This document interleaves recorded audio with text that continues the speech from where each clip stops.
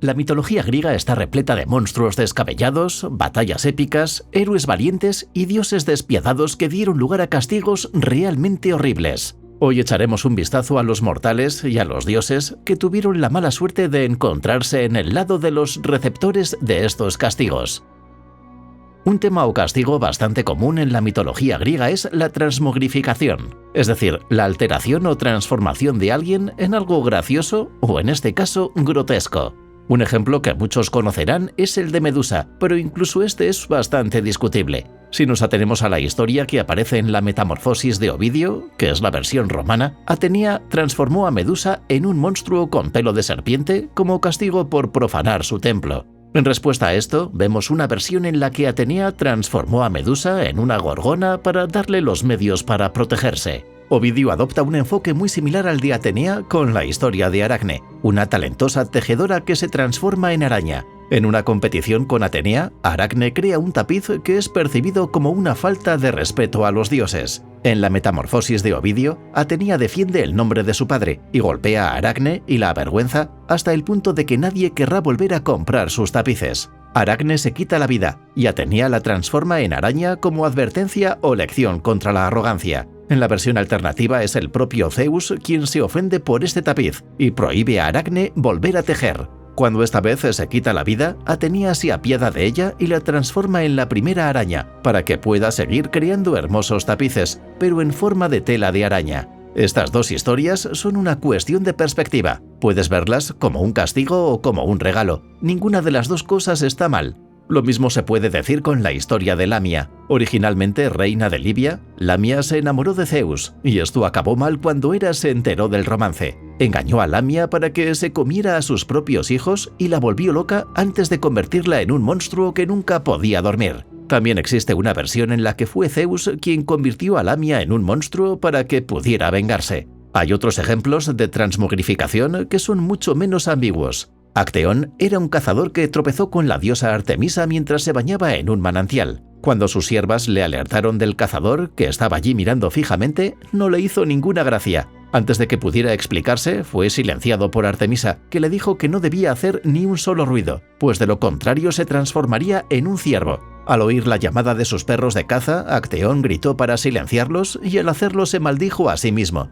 Acteón corrió por el bosque tratando de escapar de su destino, pero finalmente llegó a un estanque donde miró su reflejo. El proceso de transformación ya había comenzado. La ironía de este castigo es que una vez transformado por completo, sería cazado y despedazado por sus propios perros de caza, que había entrenado para ese mismo fin. Artemisa también está involucrada en otra historia similar, pero esta vez se trataba de un joven llamado Siproites, que encontró bañándose en el bosque. Esta vez le dio a elegir al chico, que podía transformarse en una chica o matarlo, por lo que la elección no era complicada. Por supuesto, Siproites eligió la opción que no implicaba morir y se convirtió en una de las muchas compañeras de Artemisa. Otras víctimas de la transmogrificación dignas de mención son un joven llamado Aquileo que desafió a Afrodita a un concurso de belleza y perdió, por lo que se transformó en un tiburón, y Quelone, una ninfa a la que Hermes convirtió en tortuga por ser demasiado perezosa para asistir a la boda de Zeus y Hera. Ser rey en la antigua Grecia no te eximía de los castigos. De hecho, muchos de estos castigos tienen que ver con reyes que sobrepasaron los límites y mostraron demasiada arrogancia. El rey Ixión es un buen ejemplo de por qué deberías tratar de mantenerte al lado de Zeus. Ixión no era un individuo particularmente agradable. Cuando se casó con su esposa, prometió darle a su suegro un regalo sustancial, lo que se conoce como la dote de la novia. Una vez casado, Ixión faltó a su palabra y se negó a pagar, por lo que su suegro le robó unos caballos para igualar la situación. Sin embargo, Ixión no permitió que su suegro tuviera la última palabra, así que planeó su venganza y le invitó a un banquete. Cuando llegó, Ixión empujó a su suegro a un pozo de carbón ardiendo. Asesinar a un invitado en la antigua Grecia se consideraba uno de los peores crímenes que se podían cometer, por lo que Ixión fue exiliado por los reyes vecinos que se negaron a absolverle de su crimen. Ixión vagó solo hasta que se volvió loco, y de todos los que podrían haberse apiadado de él, curiosamente fue Zeus quien lo acogió y lo invitó a un banquete con los dioses. En lugar de mostrar gratitud hacia Zeus, Ixión empezó a desear a Hera, y Zeus hizo lo que cualquier marido cariñoso y atento haría. Creó una nube con la forma de su esposa y engañó a Ixión para que impregnara esta nube. Al ver esta traición, Zeus golpeó a Ixión desde los cielos con un rayo. Hermes recibió entonces la orden de atar a Ixión a una rueda ardiente voladora que giraría a través de los cielos por la eternidad. Otro rey invitado a cenar con los dioses fue el rey Tántalo, que también hizo caso omiso de la hospitalidad que Zeus había mostrado, eligiendo robar ambrosía y néctar para llevárselo a su pueblo, además de compartir los secretos de los dioses. Como si esto no fuera suficientemente malo, Tántalo continuó poniendo a prueba a los dioses. Con el fin de devolver la hospitalidad que le habían mostrado, invitó a los dioses a un festín propio. Tántalo quería saber si las historias de los dioses eran ciertas, si podían oír y ver todo, o en este caso si podían saber que lo que comían estaba prohibido. Tántalo mató a su propio hijo y lo sirvió a los dioses. Este plan fue en gran medida un fracaso, ya que todos los dioses, excepto uno, notaron que algo no estaba bien en su comida. Demeter, que estaba distraída, aún preocupada por la desaparición de su hija, no prestó mucha atención y se comió el hombro del muchacho. Cuando se reveló la verdadera naturaleza de la comida, los dioses se enfurecieron. Primero Zeus ordenó a las hadas que devolvieran la vida al muchacho, y viendo partes de su cuerpo troceadas pudieron reconstruirlo. El hombro perdido fue sustituido por una prótesis de marfil construida por Hefesto. Zeus entonces dirigió su atención a Tántalo, quien en este punto ciertamente merecía cualquier castigo que se le impusiera. Fue colocado en un estanque de agua. Sobre él colgaban las ramas de un árbol frutal. Cada vez que estiraba la mano para coger una pieza de fruta, las ramas se elevaban ligeramente fuera de su alcance. Cuando se agachaba para beber agua, ésta se alejaba de su alcance. Tántalo había recibido el don de la inmortalidad, pero en este caso se trataba de una maldición. Durante toda la eternidad sentiría un hambre enorme que nunca podría satisfacer y una sed que nunca podría saciar. Un recordatorio siempre presente de los peligros de la tentación. El hambre eterna es un castigo que volvemos a ver con el rey Eresictón por sus crímenes contra la naturaleza. Eresictón ordenó la tala de todos los árboles de un bosquecillo. El problema era que este bosquecillo era el bosquecillo sagrado de la diosa Demeter. El rey quiso cortar el último árbol con sus propias manos y al hacerlo mató a una ninfa que en su último aliento maldijo al rey. Demeter escuchó la llamada de la ninfa e invocó a Limos, el espíritu y la diosa del hambre insaciable. Ella se colocó en el vientre de Eresictón y así comenzó su tormento. Él sintió hambre como nunca antes. Cada vez que comía, el hambre aumentaba. Vendió todo lo que poseía para comprar más comida y ni siquiera así fue suficiente. Sin dinero y sin comida, el rey comenzó a devorarse a sí mismo al amanecer. No quedaba nada. Cualquier señal de él había desaparecido.